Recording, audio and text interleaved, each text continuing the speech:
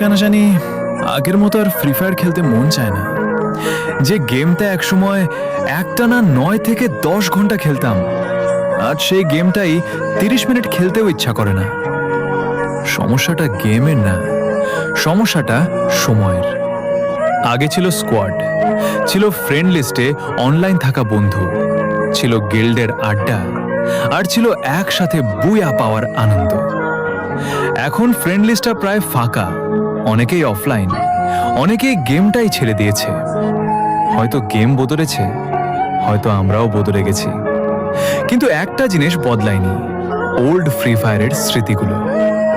আজও লবিতে ঢুকলেই পুরনো দিনগুলোর কথা মনে পড়ে যায়। সত্যি বলতে গেমের প্রতি ভালোবাসা কমেনি, শুধু সেই মানুষগুলো আর নেই যাদের সাথে গেম খেলার জন্য ঘন্টার পর ঘন্টা অনলাইন থাকতাম। ওল্ড প্লেয়াররা, তোমাদেরও কি এখন আর আগের মতো গেম খেলতে মন চায় না? কমেন্ট বক্সে অবশ্যই জানিয়ে